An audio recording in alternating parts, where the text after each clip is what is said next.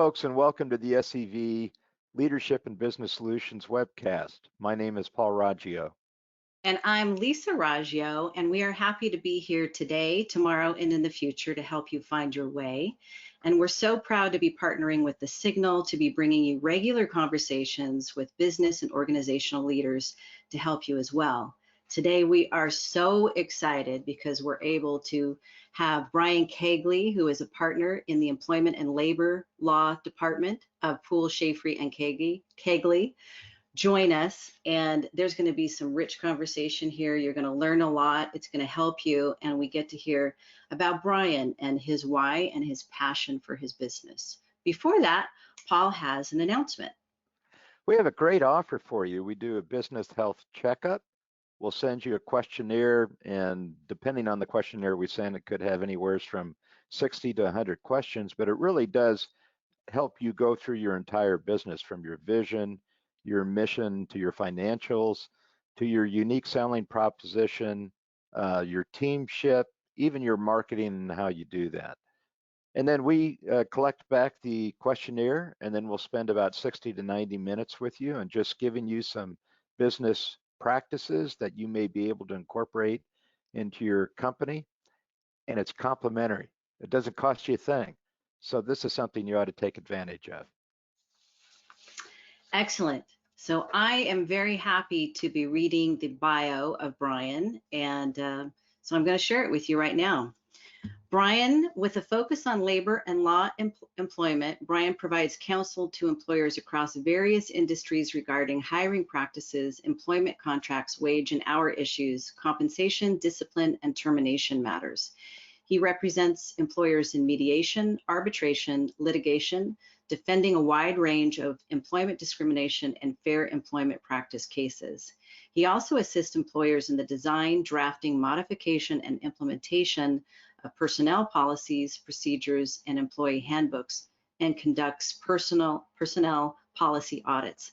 Furthermore, Brian counsels business owners with regard to business and commercial disputes, including protection of trade secrets and proprietary information, and has first chair trial experience litigating business and employment matters.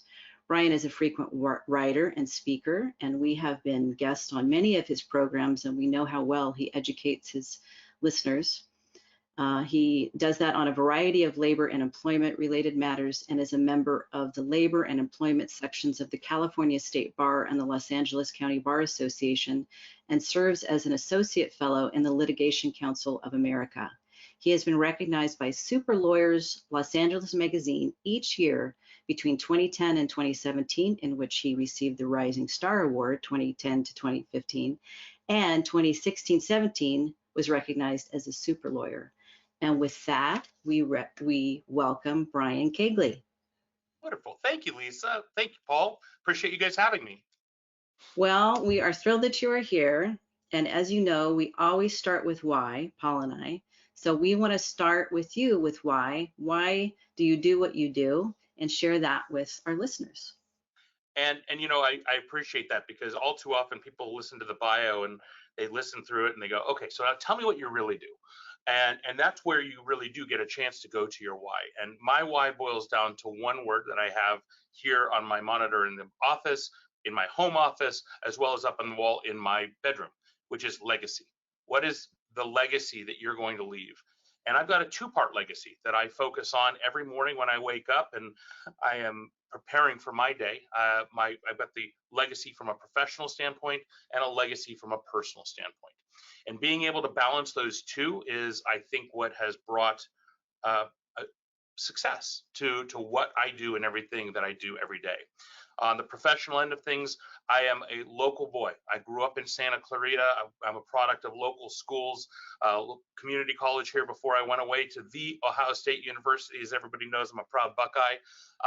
But after law school, I came home. I came back to the community that I know and I love, which is Santa Clarita.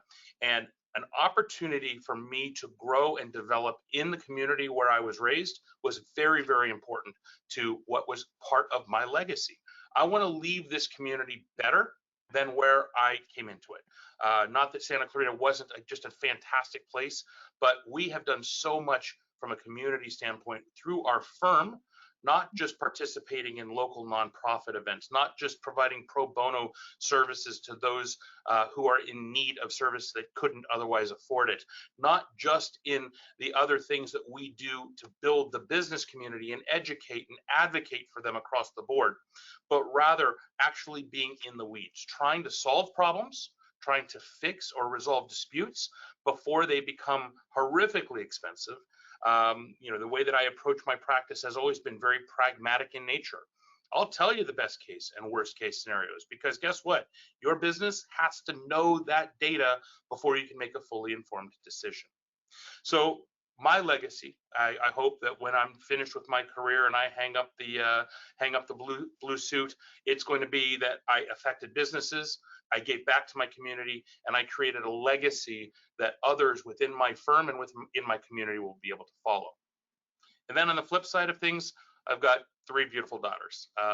Most people who know this community know our story, but it is important to me to give my kids the greatest opportunity possible so that they can succeed, because they are my legacy.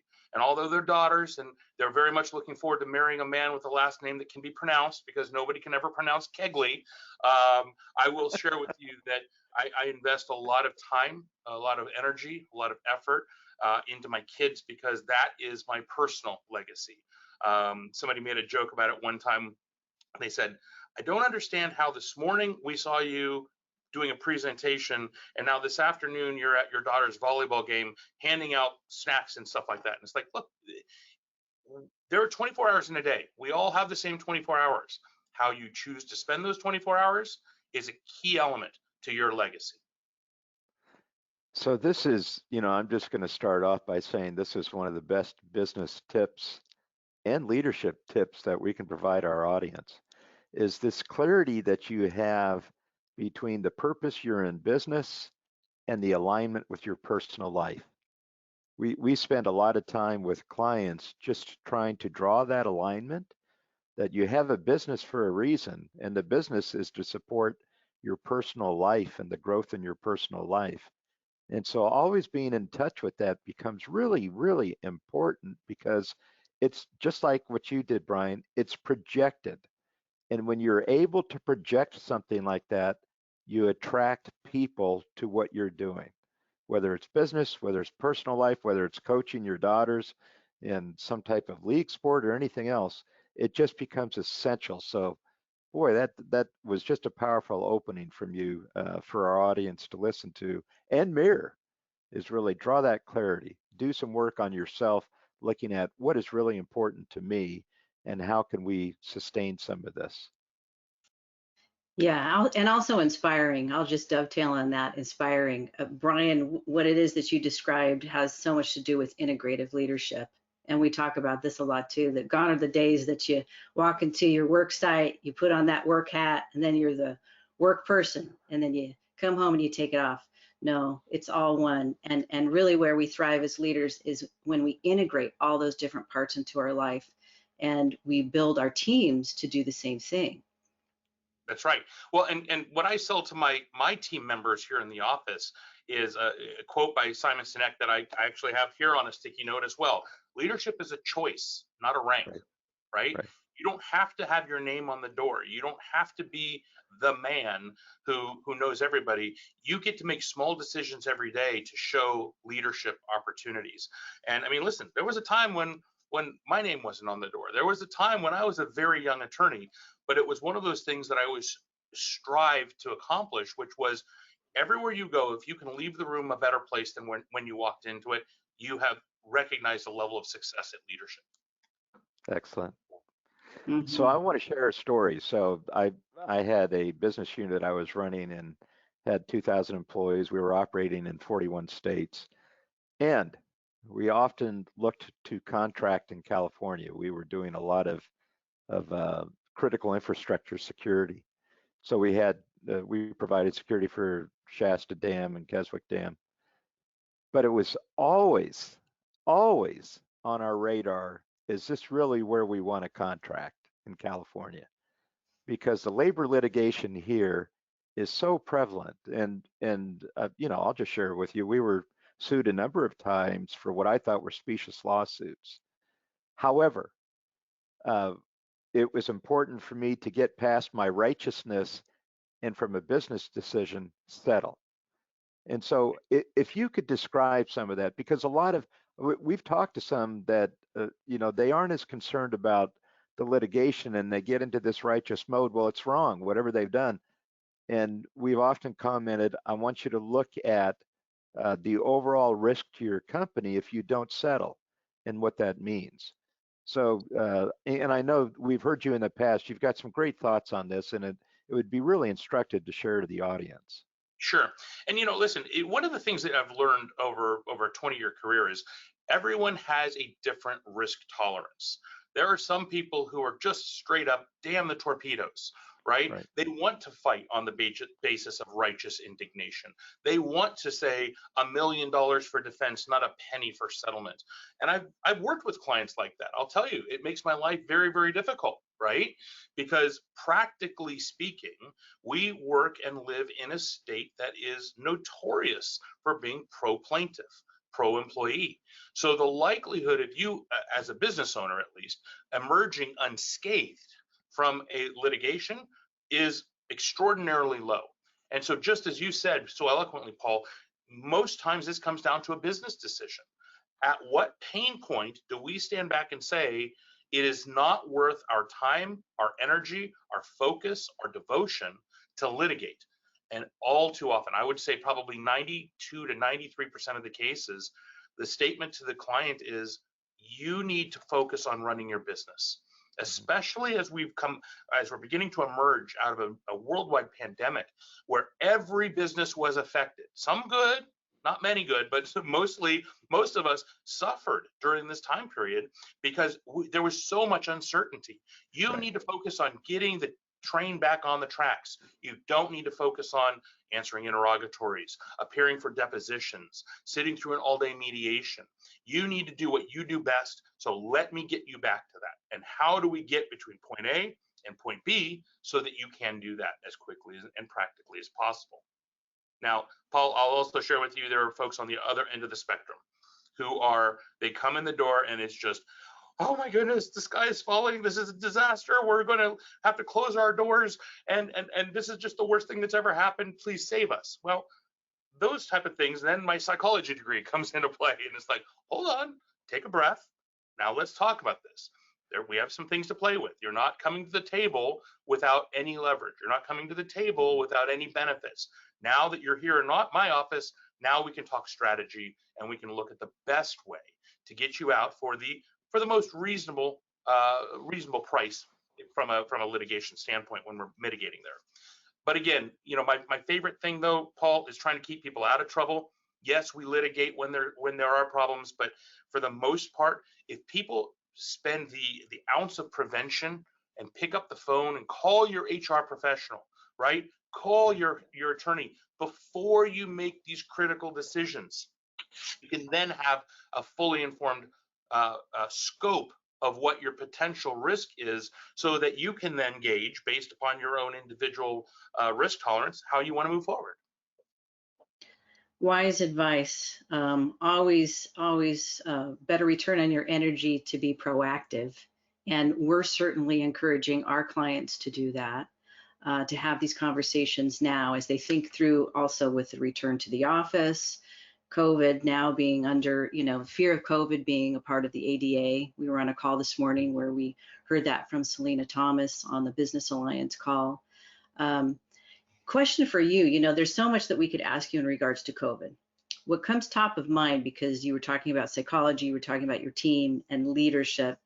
How did you navigate your team through this last 16 months in regards to not just COVID, but there's been multiple crises that have been layered and compounded one another. So how did you choose to lead your team through that?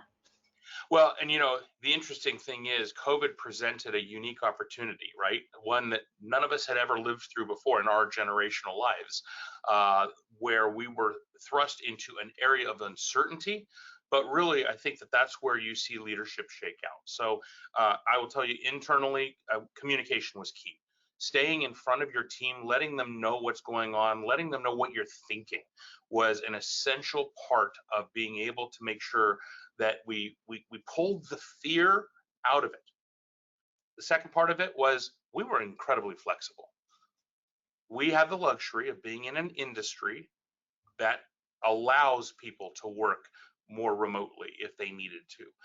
We were able to pivot on a dime because we already had our team set up such that if they needed to work remotely at depositions or mediations, we had that technological ability. So I don't want to say that we had some grand plan. A lot of it's fortuitous because we had a lot of the working materials in play. But being flexible with people in this time, regardless of what industry you're in, understand that because of the uncertainty, there are people who are truly, truly concerned about day-to-day activities, including coming into work. And as you mentioned, Selena has said, we now know that fear of the virus is in fact a protected characteristic under both federal and state law.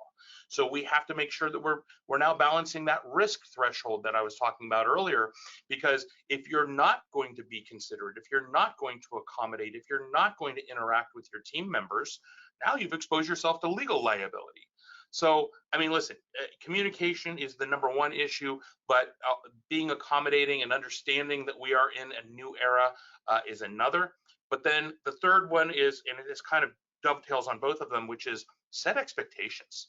Set expectations for the people that you're working with, that are working for you. Let them know what you want to see from them, because if you set those expectations up front and then they don't deliver, now we're not talking about it being an accommodation issue. Now we're not talking about it being, a flexibility issue. It's a, look, wherever you are, whether you're sitting in Starbucks, whether you're sitting in your living room, or whether you're in our office, we need to see certain tangible key performance index, measurable, tangible deliverables. And if you communicate those and you set that expectation and the employee still can't reach that, that gives you an opportunity to sit down and go, what's going on? Why can't we do this? We thought we set a pretty reasonable goal for you and you're not able to achieve it. You brought up a couple of great points here and started the conversation with, you should not only have, and no matter where you are in business, if you're even starting a business or you're a mature business, whether you're a small business, mid-sized business, you should always be looking to have on your bench a labor law attorney, an HR specialist representative, a business coach. Absolutely. You should have a business coach and a CPA. And we often talk about what you just described in terms of expectations to our clients, is that not only do you have to communicate them, verbally, you have to write them down.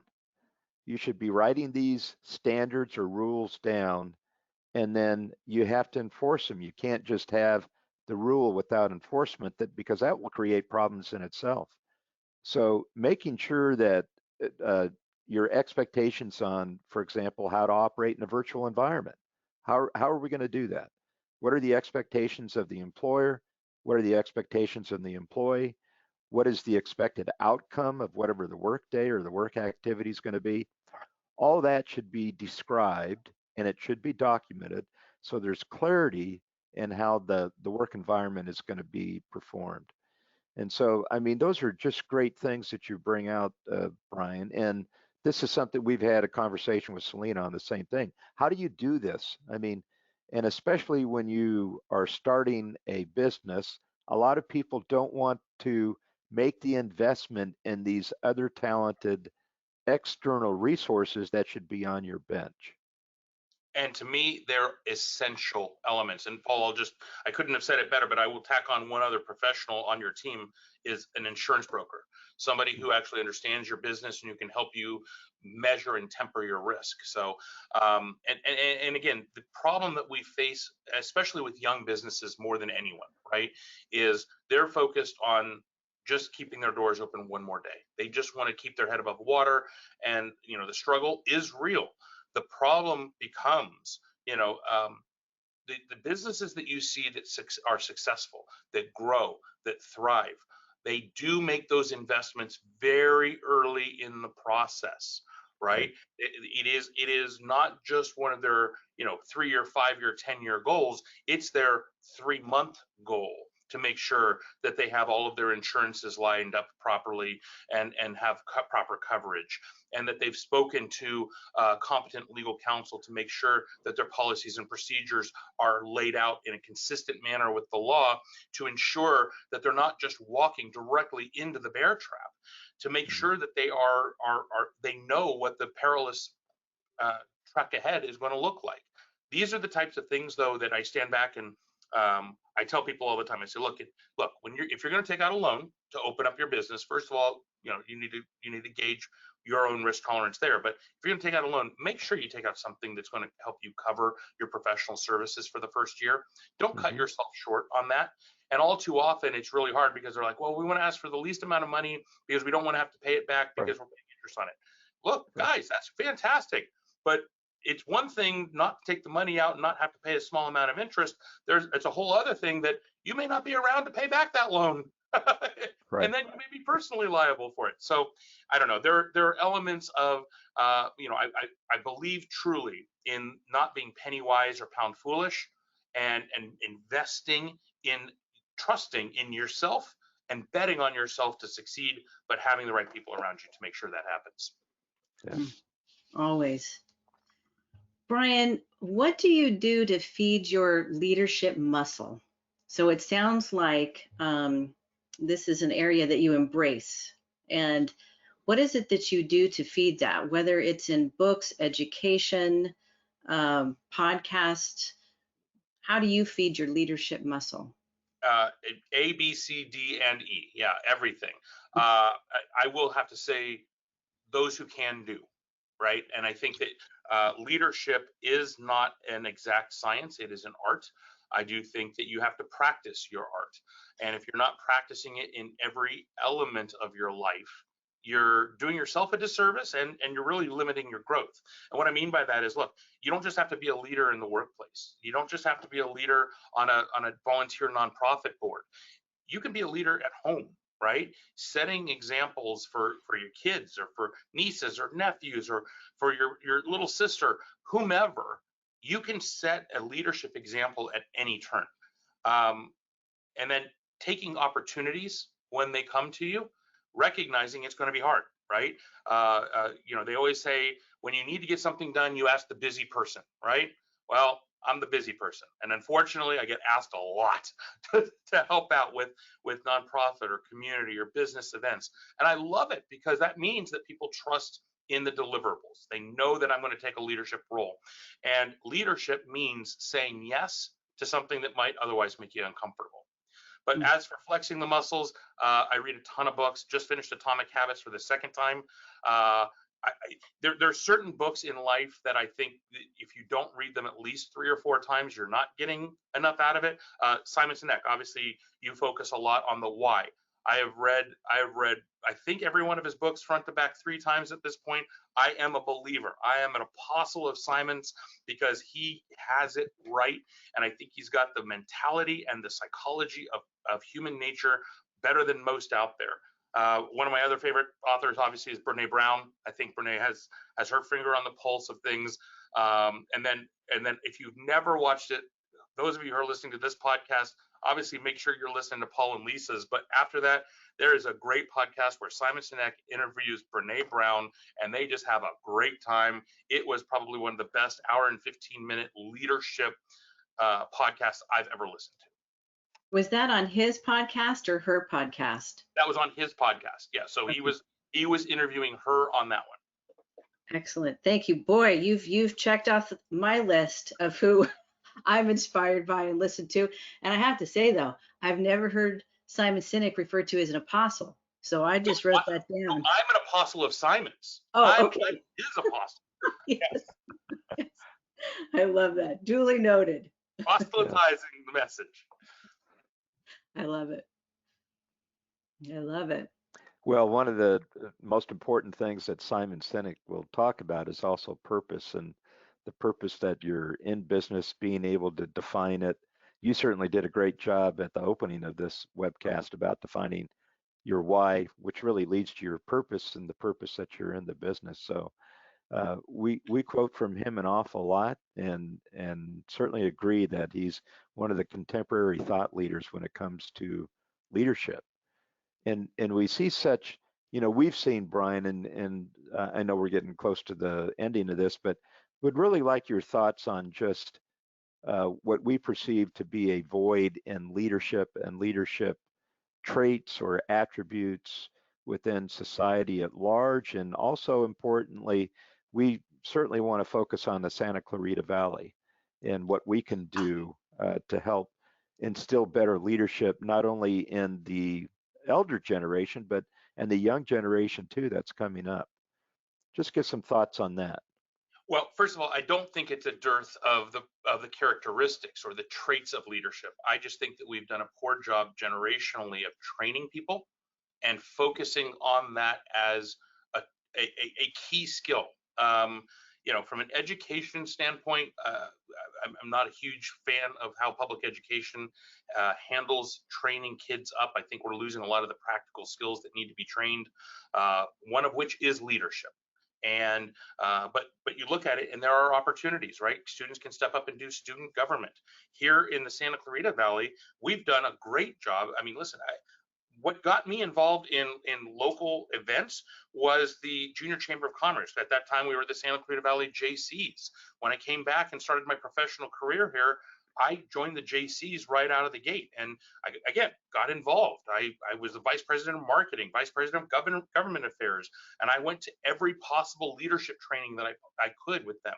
The Chamber of Commerce here in Santa Clarita has a subdivision known as Next SCV, focused on bringing up that next generation of leaders. Candidly, I think we need to be focused more on getting political candidates at the younger level. We need to get them on our school boards, on our water boards, on our advisory committees.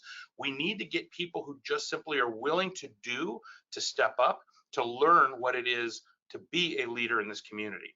And then the one other thing that I'll just touch on, and what I'd love to see brought back by our chamber and other organizations, is when I was first getting started as a young attorney in the SCV, they had something called Leadership SCV.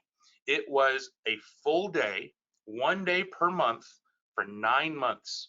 And every month we would focus on a different category, civics and how our local government worked, history.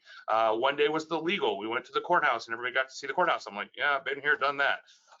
But it is a commitment of time, not just from the individual, but from the company you work for, right? Mm-hmm. And if your company is dedicated to building young leaders, those type of programs will once again thrive.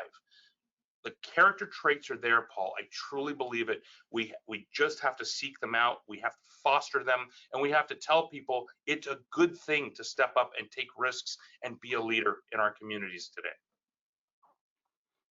All well said, Brian. Thank you so much. And we're on the same thought in regards to what it is that we need to develop here, and would encourage listeners who are interested to start to have these conversations about leadership. And when you talked about leadership SCV and what you were doing, we have such a need for it. We agree with the other things that you said too in regards to developing more leadership opportunities overall for people in our community. Before we go into the ending of this, are there any final thoughts that you would like to impart to our listeners in regards to what you see in the horizon for what's coming up, what they should be mindful of, how they can get a hold of you and your team for helping them? Sure. Well, listen, I'm bullish for 2022. I really am. I think 2021 was I don't want to say a stagnant year for a lot of people, but a cautious year. We're not seeing the dynamic growth that we had seen pre-COVID, but I think that that's because nobody really knows what is held. And I think that every time we get a government agency like Los Angeles County that throws us a curveball like they did last Thursday by reinstating a mask mandate for all vaccinated and unvaccinated individuals, these type of things cause angst, and people are just inward looking. those people who are going to succeed, those people who are going to grow, those people who are going to have a dynamic, explosive beginning of 2022 are those that have prepared for this, right? Those that have said, look, we understand what we're looking at for 2021, but we're looking to the future. We're looking to that next step. We're looking to the, we've got a vision and a purpose for what we're doing for our next 1, 3, and 5 years. Part of this, I think, is absolutely what Paul had said earlier, having a good business coach who knows what to tell you to look for and not look for. A lot of times we get bogged down in our own self-value. We think that we're just the best things in sliced bread. And sometimes it's good for people to come back and say, listen, you're doing well, but you could be doing so much better. Let me help you get there, right? So from that standpoint, I would advocate for having those guidance, those counselors in your life, those trusted advisors who you can listen to. And so from our standpoint, obviously, you know, we handle everything from soup to nuts for business. We were designed intentionally and purposefully to be a community-centric law firm, right? Where we are able to be a one-stop shop for every small business, mid-sized business in our community. And that has been our goal all along. So we are, of course, available. I head up our labor and employment division, as you had mentioned at the beginning. So if it's a labor and employment issue, the concern comes to me. If it's a business transactional issue, it goes to one of my team members like Lisa Odom, Claudia McDowell, Chris Jacobson. If it's litigation, and hopefully you're not coming to us for litigation first, I've got an entire litigation team with seasoned litigators with 30+ years of experience. We are here in this community, dedicated to the growth of this community and making sure that the businesses here not just succeed, but thrive. All well said. My gosh. What a great conversation. Yeah, yeah. we just really appreciate your thoughts, Brian. And certainly this is going to be published and it'll come out this coming Friday, but just chock full of information that's going to help our audience. Right. I'm glad you found it useful. I hope your audience does too. And some key takeaways on this conversation were integrative leadership, the importance of it, having a legacy, what that does to you personally and professionally. This wonderful quote, leadership is a choice, not a rank, by Simon Sinek. And then how to lead with your teams, communication, flexibility, and setting expectations. And last but not least, prepare for 2022 with a vision and purpose and have a trusted advisor. So thank you, Brian. This has been time well spent and so value added, not only for us, but I know for those that will listen to us. And we'll end with encouraging our listeners to visit OneTrueNorthCoach.com. We have a COVID-19 resource page that we keep updated. And we also have information on there. Hopefully by you navigating through the website, you'll have some takeaways and it will make you feel better about moving forward with your business. And we encourage you to check that out and contact us. Contact us as One True North. One True North is a resource in regards to executive team facilitation and development, one-to-one and group business coaching, annual and quarterly planning sessions, and assessments such as emotional intelligence, communications, motivators, and workshops. So thank you for joining us, and we look forward to being with you all soon.